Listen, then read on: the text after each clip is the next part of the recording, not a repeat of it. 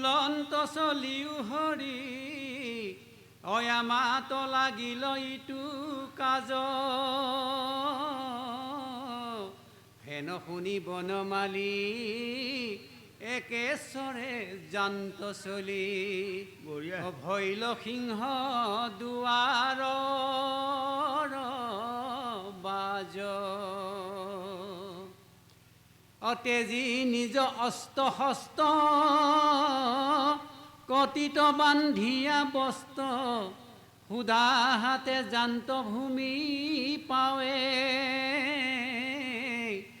গলে লুলে পদ্মমালা মুখে জ্বলে শশীকলা অপৰম মোহন ভংগী ভাবে এতিয়া দেখিছে মানে মথুৰা নগৰটো এদিনো শান্তি নাপাল দ্বাৰকা নগৰত সকলোৱে বনালেও সকলোৱে আজি আনন্দৰে এসাঁজ ভোজ খাওঁ বুলি পেলাই সকলোৱে লগ লাগি ভাতৰ পাতত বহাৰ লগে লগে হুলস্থুল এইপিনে মানে চবেই দিছে কাল যৌৱন জয় কাল যৌৱন জয় ৩ কোটি মেলছৰ লগত লৈ কাল যৌৱন ৰজাই আজি আক্ৰমণ কৰিলে তেতিয়া লগে লগে কৃষ্ণই আজি বলুভদ্ৰ সকলোকে ক'লে ৩ কোটি মেলছৰ লগত লৈ যেতিয়া কাল যৌৱনে যুদ্ধ কৰিব আহিছে আমাৰ ইমান সৈন্যও নাই গতিকে সকলোৱে তোমালোকে ৰক্ষণাবেক্ষণা দি থকা মই বাৰু যাওঁ কৈছে তুমি খালী হাতে যোৱা বাৰু খালী হাতে যাওঁ ৰ'বাচোন তাৰপাছত গৈ যেতিয়া কাল যৌৱনেতো কৃষ্ণৰ নামহে শুনিছে দেখা নাই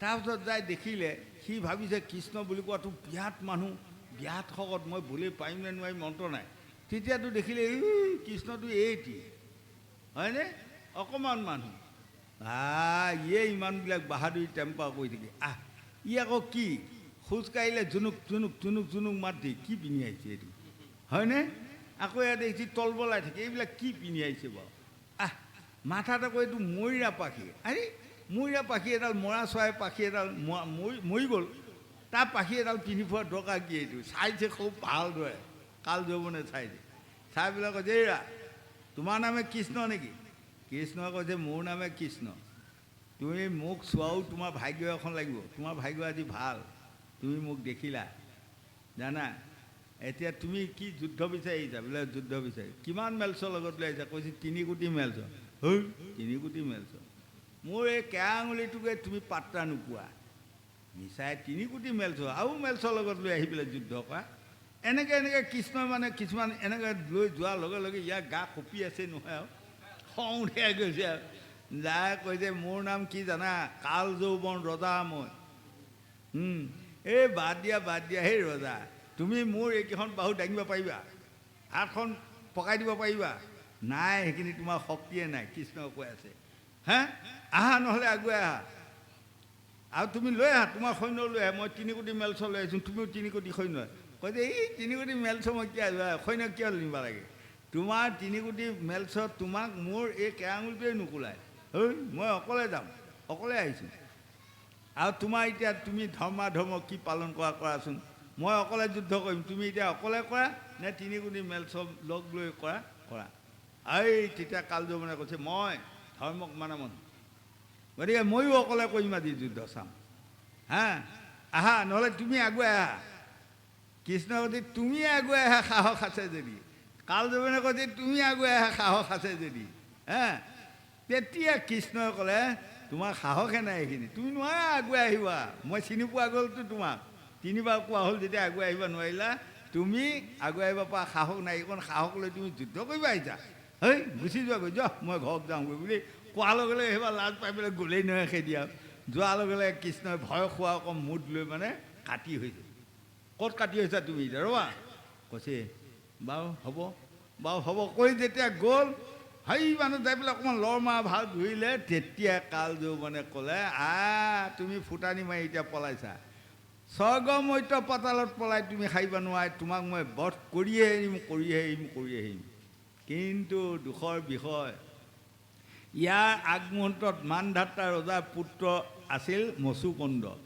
মচুকুন্দই যেতিয়া দেৱতাসকলক দৈত্যৰ হাতৰ পৰা স্বৰ্গ ৰাজ্যখন মোকলাই দিলে সেইদিনা ইন্দ্ৰ আদি দেৱতাসকলেও মচুকুন্দক কৈছিলে তোমাক মন ভৰা প্ৰাণ ভৰা তোমাক আমি বৰ দিম তুমি কি বৰ লাগে কোৱা। তেতিয়া মচুকুন্দই কৈছিল মোক আৰু অইন বৰ নালাগে। সত্য যুগৰ প্ৰথমৰ পৰা আজিলৈ জীয়াই থাকি বহুত জ্বালা কালা হ'লোঁ। এটা বৰ দিয়ক, মই এই পাহাৰৰ গহ্বৰত যাই শুই থাকোঁগৈ, মোক যাতে কোনেও নজগুৱাই আৰু শুইহে থাকিম আৰু যদি এই সময়ত মোক কোনোবাই জগায়, মই যদি ক্ৰোধ দৃষ্টিয়ে চাই যাওঁ, সি যাতে ভস্ম হৈ যায়, এইটো বৰকে দিয়ক। সেই বৰটো লৈ যাই পেলাই ধৰি লওক আমাৰ ইয়াৰ মাজত ধৰি লওক বঘৰা পাহাৰতে যাই পেলাই গহ্বৰত সোমাই আছেগৈ আৰু বা আমচৈ পাহাৰতে যায়। এই তেতিয়া কৃষ্ণই পলোৱা ভাও ধৰি ধৰি গৈ থকাৰ কাৰণে মানে কাল যৌৱন গৈ গৈ গৈ গৈ লৈ গৈ এতিয়া তাৰপিছত পৰ্বতত উঠিলেগৈ। পৰ্বত পাহাৰত উঠিছ, মোৰ ভয় আজি তই ক'ত খাইবি। গৈ গৈ গৈ গৈ যিখিনি জেগাত মচুকুন্দ ৰজা শুই আছিল সেইখিনিত যাই পেলাই সি অন্তৰ্ধান হ'ল। কৃষ্ণ অন্তৰ্ধান হ'ল, এইখিনিতে আছে, দেখা নাপায়, তাকে কয় অন্তৰ্ধান। তেতিয়া কাল যৌৱনে কৈছে বেটা এইপিনে বাট নাই আৰু কোনোপিনে যাবা, পলাবা খাইবা জেগা নাপাই পেলাই এতিয়া ঘুমুৱা ভাও ধৰি পেলাই সি ৰৈ আছে। চালা যুদ্ধ কৰিব লাগে। মাৰ টিকাতে মস্ত গুৰি এটা মাৰি দিয়াৰ লগে লগে মানে আৰু মচুকুন্দ ৰজা খাই পাই পেলাই উঠি যেতিয়া তাৰ পিনে এনেকুৱা চোৱাৰ লগে লগে ভস্ম হৈ গ'ল। হয়নে? এয়াই হ'ল প্ৰভু ভগৱন্তৰ লীলা। প্ৰভু ভগৱন্তক অস্ত্ৰ নালাগে, হয়নে? এনেকুৱা বুদ্ধি কৌশল আছে লগে লগে। সেইকাৰণে আমাক কয় যে সেই লোকসকল ভগৱন্ত আহি আমাক ল'বা দিছে। হাতত শ্ৰী গোবিন্দ দানয় অধিপতি সপ্তদ্বীপে জগন্নাথ কৰিব বসতি। হাতকেইখন আমাক কিয় দিছে জানে? দান দিব দিছে। দান মানে কি দান? ধন টকা পইচাৰ দান নহয়, প্ৰণামৰ দান। আমাৰ যদি এই হাতকেইখন সদায় প্ৰণামৰ দানত ফুৰে, এই পাত অস্ত্ৰৰ নাম কি অস্ত্ৰ জানে? জ্ঞান অস্ত্ৰ। এই পাত অস্ত্ৰ যাৰ ওচৰত থাকিব তাৰ কেতিয়াও মান সন্মান হানি নহয়, হয়নে? কোনোবা এজন মানুহে যদি খং কৰি মোৰ ওচৰত আহিলে, মই যদি শৰণাগতি হওঁ, তেওঁ নিজে নিজে সেইখিনি ঘূৰি যাব বাধ্য হ'ব। গতিকে জ্ঞান অস্ত্ৰ আমি বনাব লাগিব। হয় হয়, নাই, হয় হয় হয়, নহ'ব, হয় হয়।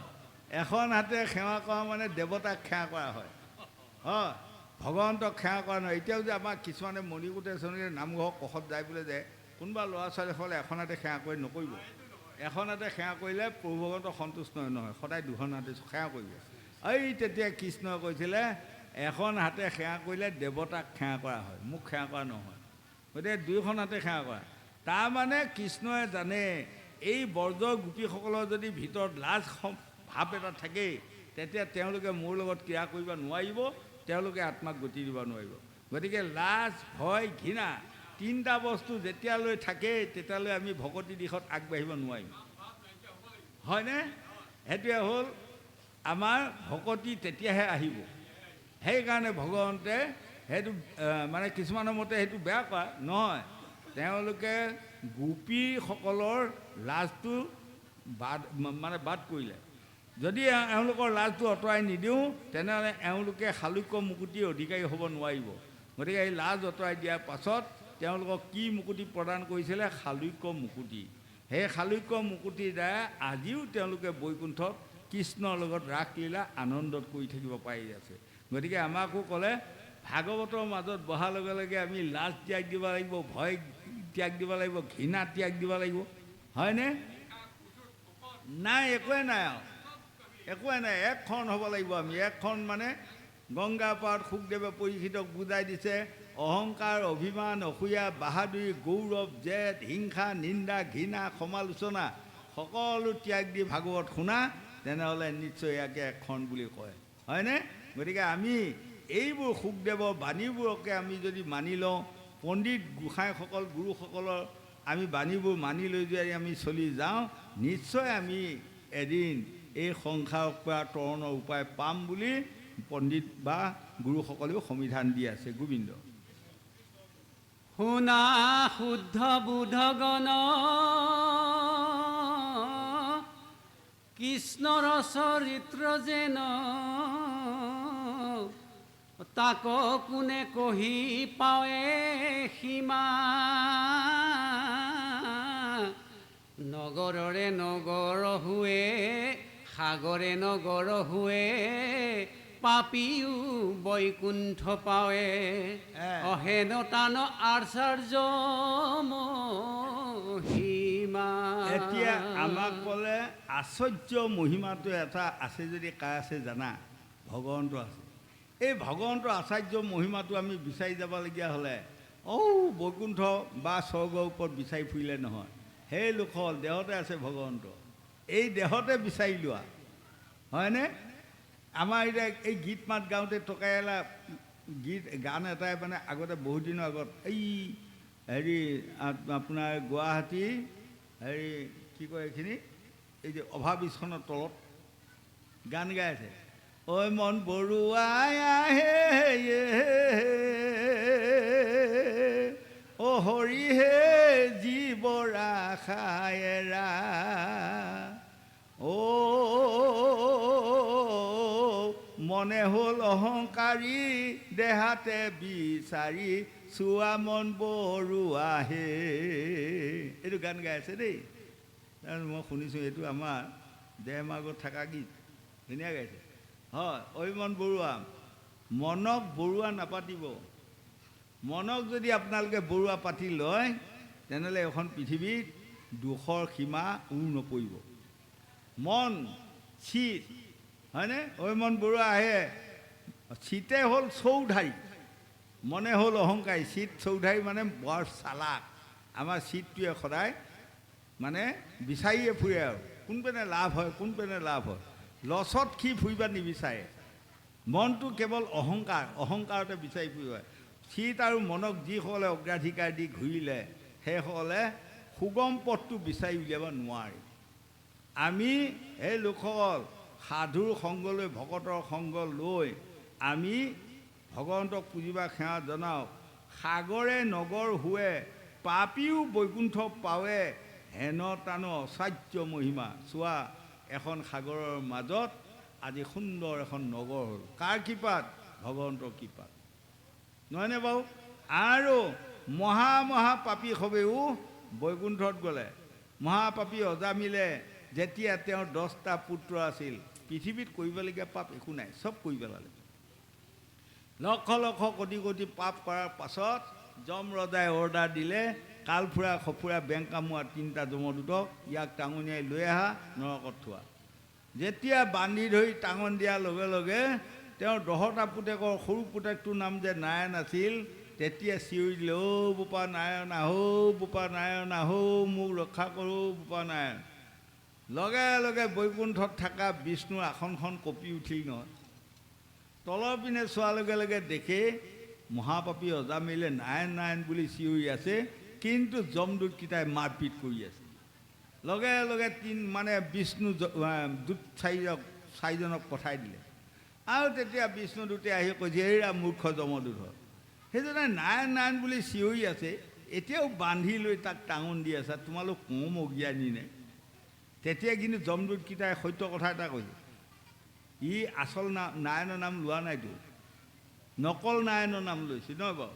কাৰণ পুতেকৰ নামহে লৈছে, আচল ভগৱান নাৰায়ণৰ নাম লোৱা নাই। সিহঁতে দিয়া যুক্তিটো এটা আছে আকৌ। এই তেতিয়া বিষ্ণুদূতে কৈছে, নকল আচল প্ৰশ্ন নাই, সিহঁতৰ তাৰ মুখত নাৰায়ণ শব্দটো আহিছেনে নাই?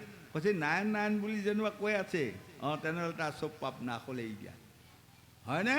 চোৱা, যদি এবাৰ পুতেকৰ নাম নাৰায়ণ বুলি কওঁতে সকলো পাপ নাশ কৰি বৈকুণ্ঠক যাব পাৰে, আমি সকলে নোৱাৰা কি অৰ্থ আছে? আমিও যাব পাৰিম। আজিৰ পৰা সাহস কৰক বুকত চবে, আমিও যাম বৈকুণ্ঠক।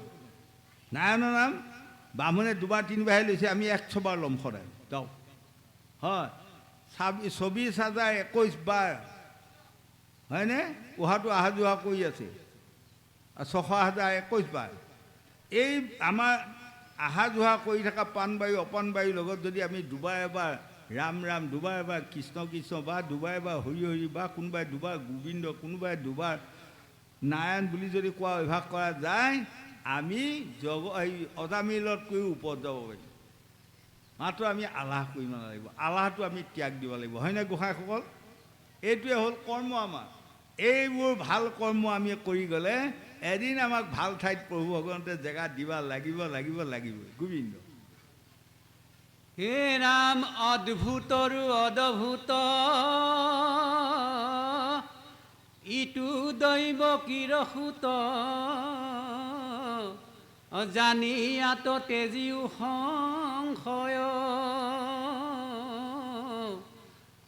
যাৰ এক নাম ডাকি সকলে পুণ্য কপাৱে অনিশিল পাতক কৰি ক্ষয়। এতিয়া এয়াই হ'ল অদ্ভুত মহিমা কাৰ? পৰম প্ৰভু ভগৱন্ত হয়নে? তেওঁ 24টা অৱতাৰ লৈছিলে। এই 24টা অৱতাৰ আকৌ যদি আমি দেহমাৰ্গত চাওঁ, এইটা 24টা অৱতাৰ আমিহে লৈছোঁ, হয়নে নহয় কওক? পৰম প্ৰভু ভগৱন্তে প্ৰথম ল'লে হয়নে? মৎস্য অৱতাৰৰ ভৈলা প্ৰথমত উধাৰিলা 4 বেদ প্ৰলয় জলত। আমিও আইগৰ্ভত থিতি হোৱাৰ লগে লগে প্ৰথম মই কি হৈছিলোঁ জানে? এটি মাছ, এই মৎস্য অৱতাৰ। তাৰপাছত যেতিয়া মোৰ লাহেকৈ ডিঙিটো গজি উঠিল, হাত দুখন গজি উঠিল, ভৰি দুখন গজি উঠিল, কাছ পোৱালি এটি হ'লোঁ তাতে আইগৰ্ভতে। আৰু যেতিয়া নোম নখ চুলি গজিব আৰম্ভ কৰিলে, গাহৰি পোৱালি এটি তাতে হৈছোঁ আইগৰ্ভতে মই। এয়া প্ৰভু ভগৱন্ত অৱতাৰ। আৰু যেতিয়া নখ চুলি দীঘল হ'ল, তেতিয়া মই নৰসিংহ ৰূপ লৈছোঁ তাতে, হয়নে? পঞ্চমত 5 মাহ হোৱাৰ লগে লগে মোৰ আইক মানে পঞ্চামৃত খুৱাই দিলে, আইসকলে বোপাইসকলে লগ লাগি। তেতিয়া মই গৰ্ভত থাকি পঞ্চামৃত খোৱাৰ লগে লগে মোৰ মানে চেতন আহি গ'ল। আহি যেতিয়া হাত ভৰি লৰোৱা হ'ল, তেতিয়া লগে লগে ভগৱন্তে ভাবিলে ই কেতিয়াবা মাকক গুৰিয়াই লৈছে মাৰিব, এতিয়া ইয়াক বান্ধি দিয়াই ভাল হ'ব। এনেকুৱা এখন জাল পেলাই দিলে, শেৱালি জাল। বাপৰি বাপ, সেইখন দেখিছে বাহিৰত কিমান ফচকা জাল। আৰু যেতিয়া মোক মেৰিয়াই ধৰি থাকে গৰ্ভত, সেইখন লোহাময় টান, মই ঘোচা মাৰি গুৰি মাৰিও তাক কাটি কৰিব নোৱাৰোঁ, লোহাময় টান। ভগৱানৰ মায়া এইটো। এই যেতিয়া মোক বান্ধি লৈ যান্ত্ৰণা দিয়া হ'ল, সেই সময়ত মই মানে ভগৱানক আৰাধনা কৰি বামন ৰূপ, সেই সময়ৰ পৰা ভগৱানক আৰাধনা কৰিলে সেইদিনাৰ পৰা চেতন পালে। পঞ্চামৃত খোৱাৰ পৰাহে চেতন পায়, হয়নে? আইসকলে সেইকাৰণে পঞ্চামৃত 5 মাহৰ এদিনৰ পৰা 5 মাহ পূৰ হোৱা এদিন আগত, এদিন পাছত, এই 3টা দিনৰ ভিতৰত ভাল দিন এটা ওলাব, সেই ভাল দিনতে পঞ্চামৃত খুৱাব লাগে। যেনে মঙলবাৰে, শনিবাৰে, দেওবাৰে পঞ্চামৃত খুৱাব নাপায়, গোসাঁনীসকলে মনত ৰাখিব। তাতে বাৰ এটা ওলাব, ভাল বাৰ এটা, 3টা বাৰৰ ভিতৰত। কালিলৈ মোৰ খুব বঢ়িয়াকৈ আঙুলি মূৰত লিখিব আইগৰাকীয়ে, মোৰ কালিলৈ 5 মাহ পূৰ হ'ল। তেতিয়াহ'লে আজিৰ দিনটো, কালিৰ দিনটো, পৰহি দিনটো, এই 3টা দিনৰ ভিতৰত ভাল বাৰ এটা নিশ্চয় ওলাব। শনিবাৰ, দেওবাৰ, মঙলবাৰ, সোমবাৰ, যেনে তেনে আপুনি খুব হিচাপ কৰি অংক কৰক, এটা বাৰ ভাল বাৰ পৰিবই। সেই ভাল বাৰটোত অৰ্থাৎ সোম, বৃহস্পতি, বুধ, শুক্ৰ, এই 4টা বাৰৰ ভিতৰত যোনটো বাৰে পৰে, সেইটো বাৰে পঞ্চামৃত খুৱাব লাগে। পঞ্চামৃত খোৱা যদি ভালভাৱে আপোনাৰসকলে খুৱায়, আপোনাৰ সন্তান বা সন্ততিটো নিশ্চয় জ্ঞানী গুণী হ'ব। হয়, এয়া হ'ল 5টা অৱতাৰ। তাৰপাছত কি হ'ল? মৎস্য, কুম্ভ, নৰসিংহ, বামনে, পৰশুৰাম, হৰিৰাম, বৰাহস্যী ৰাম, বৌদ্ধ কল্কি, নামে দশ আকৃতি, ধৰিছা কৃষ্ণ, তৰ্জু পাৱে কৰোহু প্ৰণাম। এয়া হ'ল 10টা অৱতাৰ। আৰু ইয়াৰ পাছত আৰু 14টা অৱতাৰ, এই হ'ল 24টা অৱতাৰ, যেনে কপিল মুনি, নাৰদ মুনি, পৃথু, হয়নে বাৰু? এনেকুৱাই আৰু। গতিকে এই 24টা অৱতাৰ ভগৱানে অৱতাৰ ল'লে। শেষৰ 24 নম্বৰ অৱতাৰটো কি ল'লে? ঋষভ, নাভিৰ পুত্ৰ ঋষভ। হয়, ঋষভ আধা বয়সতে বোলে তেওঁ মানসিকটো বেয়া হ'ল, ওলাই হৈ একে জেগাতে শৌচ কৰিব, পেচাব কৰিব, তাতে বাগৰ দি থাকে আৰু। ভগৱানৰনো মানসিক বেয়া হয়নে বাৰু? সেইটো আমাক দেখুৱালে। আমিও প্ৰথম আই গৰ্ভৰ পৰা এয়া অৱতাৰ লৈ লৈ আহি আছোঁ। শেষৰ অৱতাৰটো আমিও শেষ মানে ঋষভ হ'মগৈ। শেষ বিচনাত পৰি শৌচ পেচাবত আমি বাগৰ দিব লাগিব। কোনোবাই 2 দিন দিয়ক, কোনোবাই 1 দিন দিয়ক, কোনোবাই 2 মাহ দিয়ক, কোনোবাই 4 মাহ দিয়ক, কোনে কিমান দিন দিব মই নাজানিম, কিন্তু এখন বিচনাত বাগৰ দিব লাগিবই। সেইখনে শেষ বিচনা। হয়, আৰু এতিয়াৰ পৰা যদি আমি ঈশ্বৰক ভালভাৱে আৰাধনা কৰে, ঈশ্বৰে যদি মৰম দয়া কৰে, তেনেহ'লে সেয়া বিচনাত থাকিও আমি দুখ কষ্ট নাপাম। যেনেকৈ ভীষ্মই সৰসজ্জাত যেতিয়া পৰি থাকেই সকলোৱে কান্দি কুটি বোৱাৰী জীয়াৰীসকলে কৈ আছে, উহ পিতামহটো ইমান বিলাই নোহোৱা হৈ আছে, কষ্ট পাই আছে। কিন্তু ভীষ্মই কৈছে, মই কৃষ্ণক দেখাৰ পৰা, কৃষ্ণৰ লগত কথা বতৰা কোৱাৰ পৰা মই মানে ধুনীয়া সোণৰ শয্যাত বিচনাত আছোঁ, অকণো যান্ত্ৰণা দুখেই পোৱা নাই। তেনেকৈ আমিও শেষ বিচনাৰ দিনা আপোনালোকে কোনোবাই দেখিব বৰ দুখ যান্ত্ৰণাত আছে, কিন্তু ভগৱন্তে যদি মোক দেখা দিয়ে কৃপা কৰি, তেনেহ'লে মই বৈকুণ্ঠত থকা নিচিনা মই থাকিব পাৰিম। প্ৰমাণ পাইছোঁ মই এইবোৰ, হয়নে মানুহবোৰৰ মুখত। গতিকে আমাৰ শাস্ত্ৰ ভাগৱতে আমাক কৈছে, কীৰ্তনত মহাপুৰুষ গুৰুজনা শংকৰদেৱে লিখিছে, কৰিও হৰিৰ চৰণে ৰতি কলিত হৰিৰ নামে সেই গতি। এই ৰাম হৰিও হৰি ৰাম মোৰে,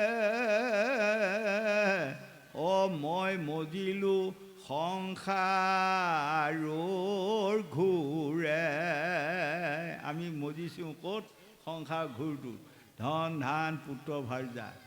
গংগা পাৰত আজি হাজাৰ হাজাৰ বছৰ আগত শুকদেৱে গংগা পাৰত পৰিহিত কৈছে, ৰজা কলিত দুটা মায়াই মানুহক লম্ভি ল'ব। এই দুটা মায়াই যেতিয়া মানুহক লম্ভি ল'ব, শতকৰা দুই এজনৰ বাহিৰে সকলোবোৰ এই আউঘুলিত পৰি জহৰ নামে যাব। কি দুটা মায়াত পৰি? এটা হ'ল ধনৰ মায়া, এটা হ'ল নাৰী মায়া। এই দুটাহে শেষত। এতিয়া লাহে লাহে এইটো আহিছে নহয়, প্ৰমাণ পাই আহিছোঁ নহয়। হয়, ইয়াৰ পৰা মাত্ৰ কিমানে বাচিব? কৈছে কুটিৰ মাজত গুটি দুই এটাই, যিসকল লোকে ভাগৱতৰ আশ্ৰয় কৰিব, যিসকলে ভকতক আশ্ৰয় কৰিব, যিসকলে গুৰু বামুণক আশ্ৰয় কৰিব, সেইসকল বাচি যাব। তাৰ বাহিৰসকলে এই দুটা মায়াত পৰি, আমাৰ গাঁৱলীয়া ভাষাত যে আগতে আমি কওঁ জহৰ নামে যোৱা, জহৰ নামে যাব, হয়নে? মই দুটা এটা গাঁৱলীয়া ভাষা কৈ যাওঁ, কিয় চবেই বুজি উঠকচোন কথাবিলাক। হয়, গতিকে আমি এইবোৰ ভাবি থকা সময় নাই। ধুনীয়াকৈ মানে বংগদেশৰ চৈতন্যদেৱে লিখিছে, ভাবিও চিন্তিও কৰিও কাজ কৰিও ভাবিও না, চাৰ মধ্যে মাংসেৰ জোল, চাৰ কামিনীৰ কুল, গৌৰাংগীতাই হৰি হৰি বোল। ঐ ৰ'ব দেই, এইখিনি আমাৰ কোনোবা এজন গুৰু এজনৰ কথা এটা কওঁ বুলি কৈছিল, পাহৰি গ'লোঁ। ক্ষমা কৰিব, কওক। আয়ু মই পাহৰি গ'লোঁ।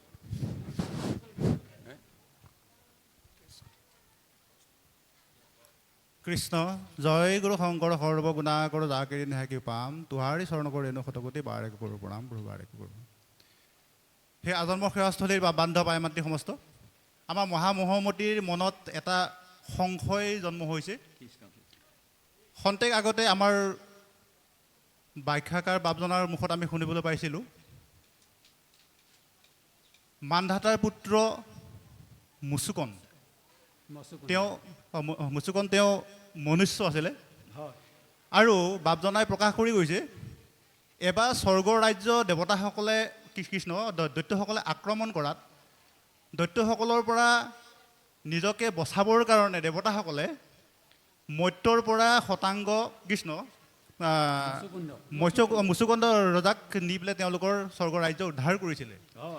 এতিয়া যিসকল দেৱতাই নিজক ৰক্ষা কৰিব নোৱাৰি মৰ্ত্যৰ মনুষ্যৰ সহায় ল'ব লগা হৈছে, আমি বৰ্তমান কলিৰ মনুষ্যসকলে জানি বা অজানিতে সেই ক্ষুদ্ৰ দেৱদেৱীসকলক আৰাধনা কৰি আছোঁ, পূজা কৰি আছোঁ, সেৱা কৰি আছোঁ, আমি মংগল বিচাৰি।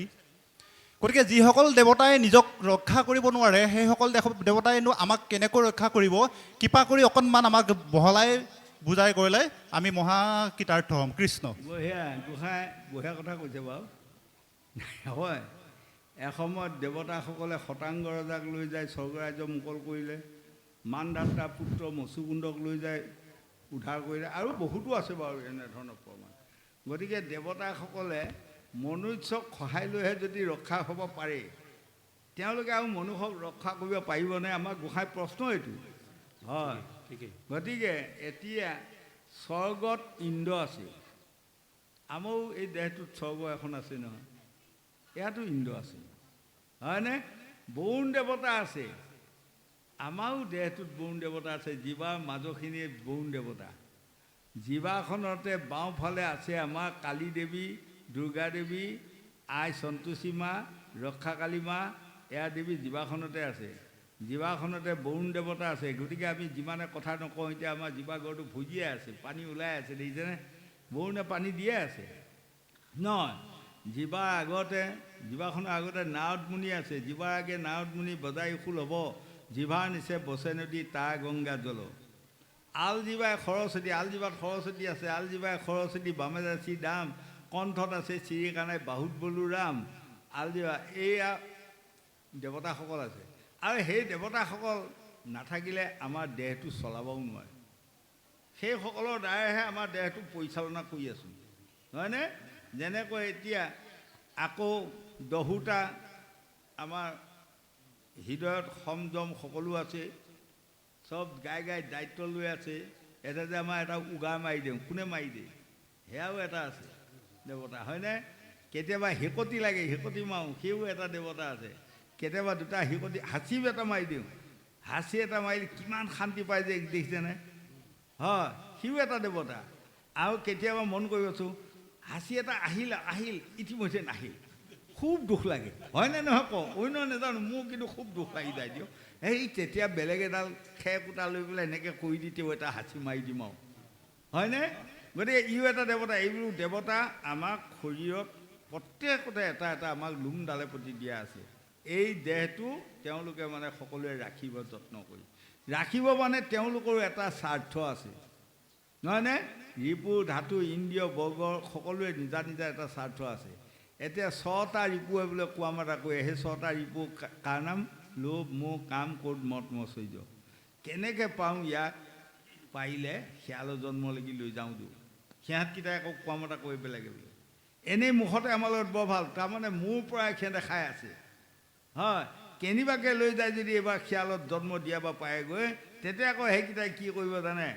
ভালে হ'ল এইবাৰ আমি এইটো কৰিলোঁ, এইবাৰ যেনে তেনে গাহৰিটাক জন্ম দিয়াব লাগে, বৰ যে সুজাই ধৰি কচু সোপা খুৱাব লাগিব ইয়াক, হয়নে? তেনেকুৱা এটা এটা যত্ন কৰে সিহঁতে। সেইকাৰণে আমাক কৈছে মুখত অমৃত ফল, অন্তৰত হলাহল। এই দেৱতাসমূহ স্বৰ্গত যিমান 33 কোটি দেৱতা আছে, আমাৰ দেহটোতো আছে।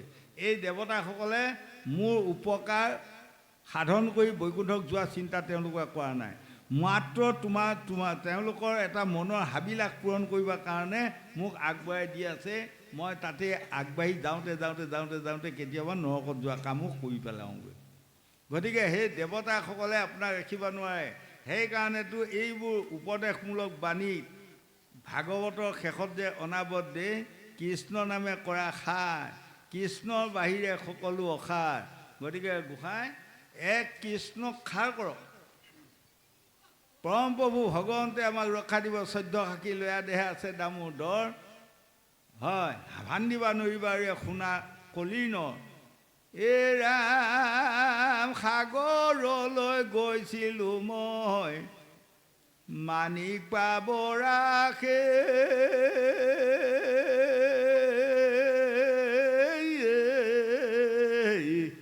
সাগৰ শুকাল মানিক লুকাল, অ' নিজ কৰ্মৰ দুখে।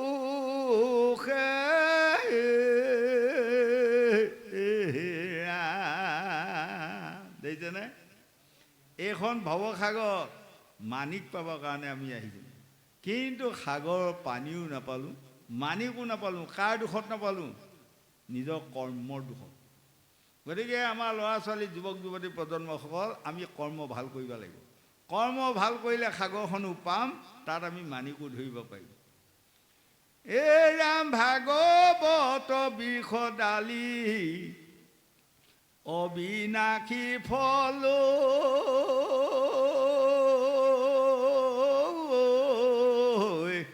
সন্ত সাধুই পাৰি খাই, অ' পাপী নযায় তললৈ।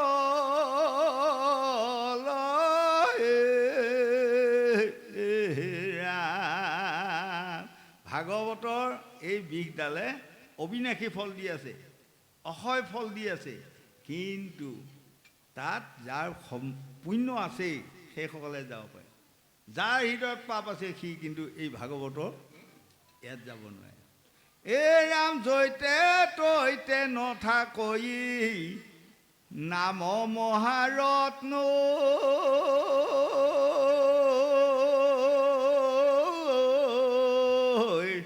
সাধু মহন্তই ৰাখে অ কৰি মহাযত্ন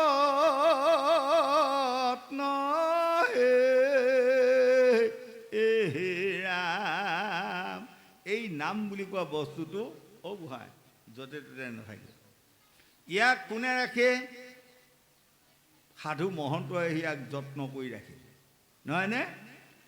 গতিকে জৈতে তৈতে নাথাকৈ নাম মহাৰত্ন সাধু মহন্তই ৰাখে কৰি মহাযত্ন, হয়নে? ভাৰতৰ মধ্যতো আছে অনেক দোকানী, নিচিনি কিনিলে মাল ঘটিব বিঘিনি। গতিকে আপোনাসকলে মাল মানে কোনটো গুৰু, আপোনাসকলে গুৰু মানক, এনেকুৱা গুৰু মানক। যদি ভাল গুৰু মানে তেনেহ'লে আপোনালোকে সুসন্ধানটো পাব, আৰু যধাই মধাই গুৰু মানিলে সুসন্ধান নাপায়। লোভ মোহ কাম ক্ৰোধ যাৰ আছে মতি, শিষবক গুৰু মানি পাই যায় অধু গতি, হয়নে? এই ৰাম লোভ মোহ কাম ক্ৰোধ যাৰ নাই মতে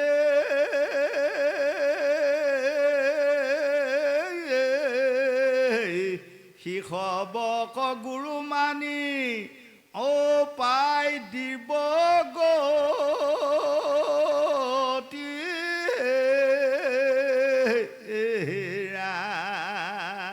আপোনালোকে গুৰু চাই চাই মানিব। এই যেতিয়া আপুনি ভাল গুৰু এজন মানিব, তেওঁৱে আপোনাক ক'ব এইবিলাক দেৱ দেৱতাই তোমাক ৰাখিব নোৱাৰে, ভগৱন্তে ৰাখিব পাৰে। ভগৱন্তৰ হাতত 4 অস্ত্ৰ আছে, শংখ চক্ৰ গদা পদ্ম। এইসকল দেৱ ঋষি নাৰদে খুজিছিলে, প্ৰভু আপুনি যে ভগৱন্ত, আপোনাকতো কোনেও একো কৰিব নোৱাৰে, তেনেহ'লে এই কিবা ইমান ডাঙৰ ডাঙৰ অস্ত্ৰ ৰখা আপোনাৰ দৰকাৰডাল কি? এই মই ইয়াক কি ৰাখিছোঁ জানা? ভকতক ৰাখিছোঁ। ভকতক ৰক্ষণাবেক্ষণা দিবৰ কাৰণে মই শংখ চক্ৰ গদা পদ্ম এই কিবা অস্ত্ৰ ৰাখিছোঁ, হয়নে?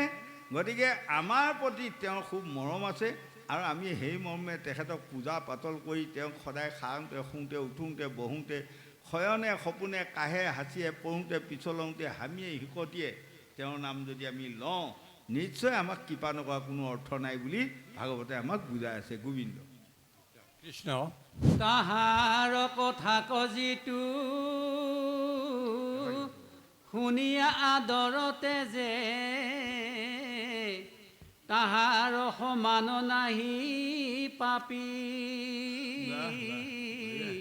হেন জানি মুকুন্দৰ গুণ নাম মনোহৰ, হৃদয়ত ধৰায়াক চাপি।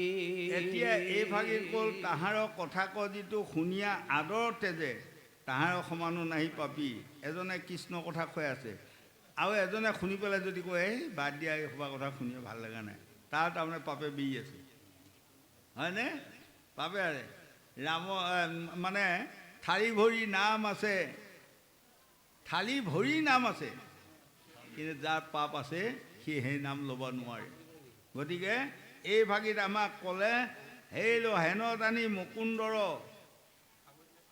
গুণ নাম মনোহৰ, হৃদয়ত ধৰা আকৌ চাপি। ভগৱন্তৰ নাম ইমান সোৱাদ, ইমান মিঠা। আপুনি ভাত কাঁহী আগত লৈ পেলাই যদি এবাৰ ভাত খাব লাগে, সেই সময়ত আপুনি কৃষ্ণ নাম মনত পেলাবচোন, প্ৰমাণ কৰিব। যেতিয়া কেইবামান কৃষ্ণ নাম মনত পেলোৱাৰ লগে লগে ভাত যে খাব লাগে পাহৰি যাব। কেতিয়াবা মোৰ পৰিবাৰে আহি আকৌ কয়, সেই ভাত ঠাণ্ডা হৈ গ'লচোন আপুনি। মই বোলো ৰ'বা, সেই কৃষ্ণ নাম অকণমান মুখত অন্তৰত আহি গ'ল, সেইখিনি মনত ভাবোঁতে ভাবোঁতে ভাত খাব লাগে পাহৰি যাওঁ। ইমান মিঠা, ইমান সোৱাদ।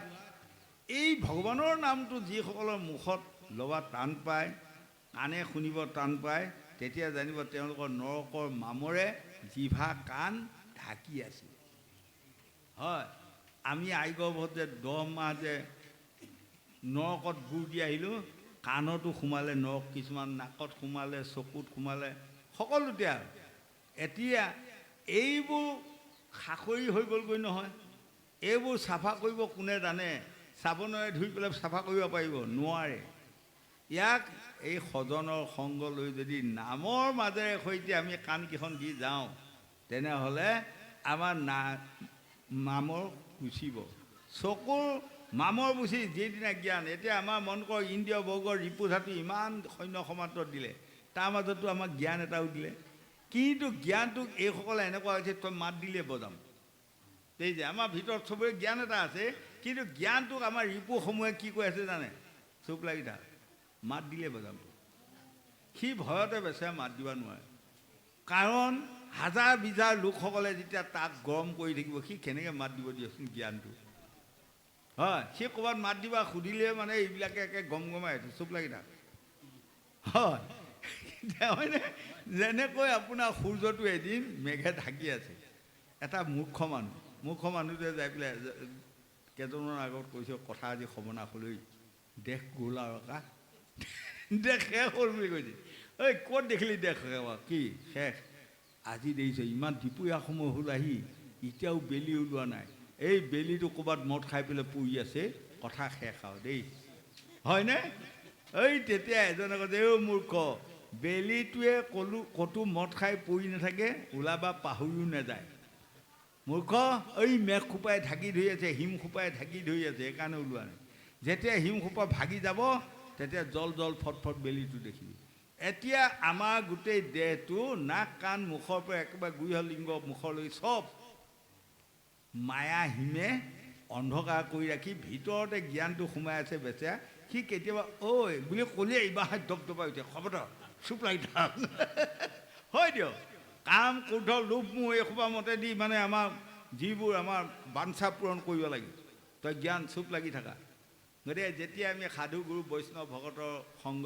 ল'ম এই তেতিয়া জল জল ফটফট জ্ঞান আহি যাব সেইদিনা আমি জানিম এইসোপা দেৱতা চব মিছা এইসোপাই আমাক ৰাখিব নোৱাৰে মাত্ৰ সদায় ইন্দ্ৰ আদি দেৱতাসকলে কৈছে মাংস আনা কিছুমান মদ আনা খাওঁ আমি ধুনীয়াকৈ খাওঁ হয় কিন্তু আত্মাক গতি দিব পৰা ক্ষমতা তেওঁলোকৰ নাই নাই নাই নোৱাৰেও কোনোদিনে গতিকে মন কৰিব গোসাঁই এজন MA পাছ আৰু আপোনালোকৰ গাঁৱতে এজনে স্কুলত বাউণ্ডেৰীত নোযোৱা মানুহে তাক পঢ়াওঁ বুলি ক'লে MA পাছজনক পাৰিব পঢ়াবা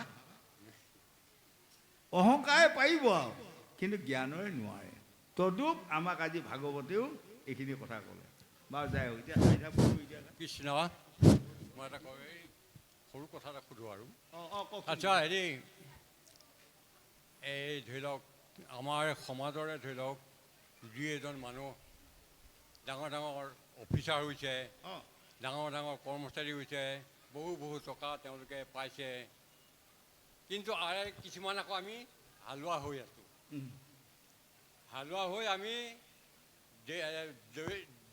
দিনে কৰ্ম আমি দিনে কৰি আছোঁ তাৰ মাজত আমি ভগৱানৰ নাম লৈছোঁ হয় হয় আচ্ছা যিজনে এতিয়া IAS অফিচ হৈছে যিজনে এতিয়া DC হৈছে তেওঁলোকৰতো টকা একেবাৰে উভৈ নদী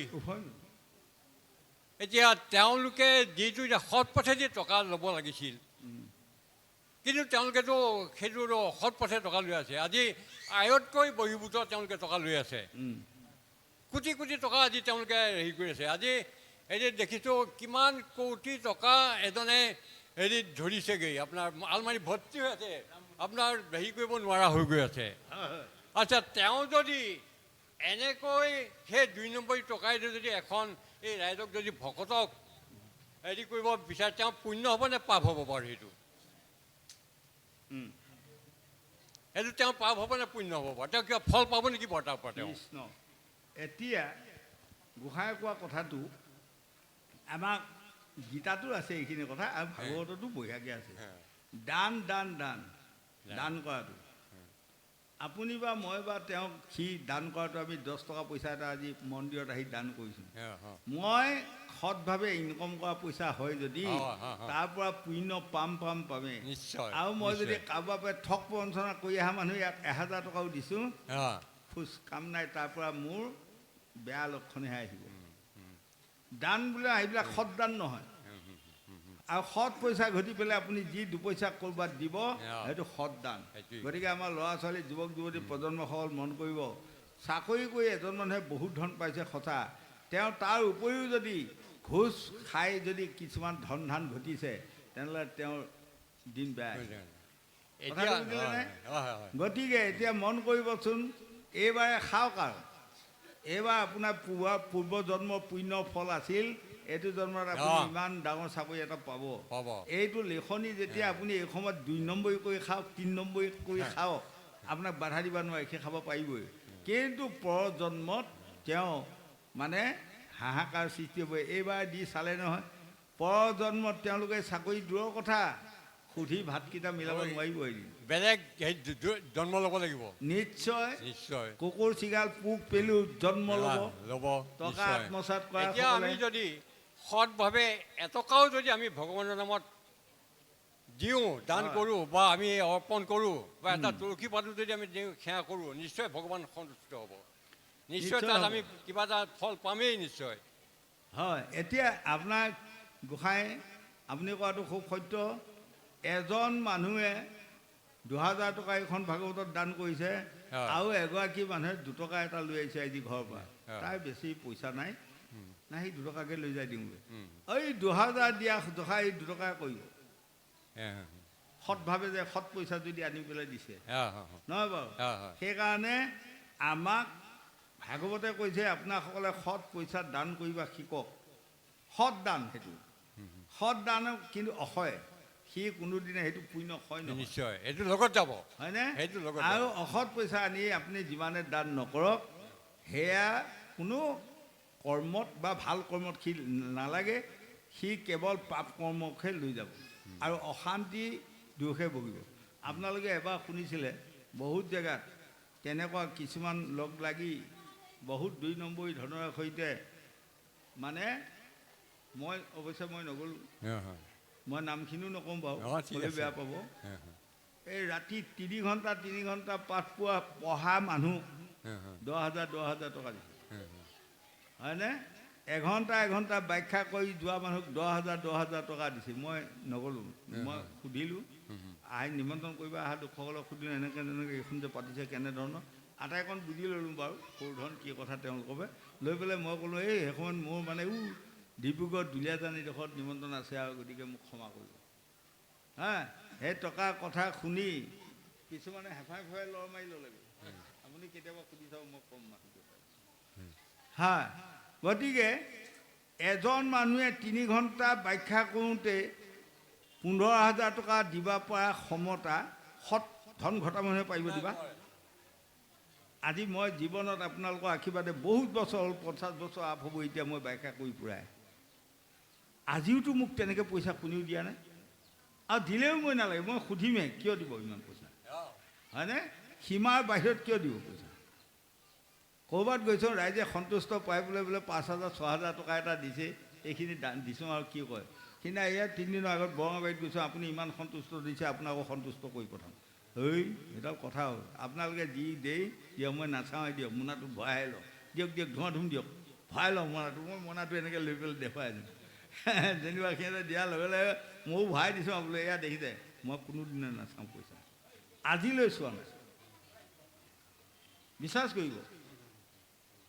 মই যিমান দিনৰ পৰা ভাগৱত গাই ফুৰিছোঁ, তিমান দিনৰ পৰা মোৰ পৰিবাৰে মোক কয়, টকা মায়া দেই, টকা দিয়া কোনোদিনে নাচাব, যি দেই মোনাতে ভৰাই লৈ গুচি আহিব, যোনে যি দিয়ে, হয়নে?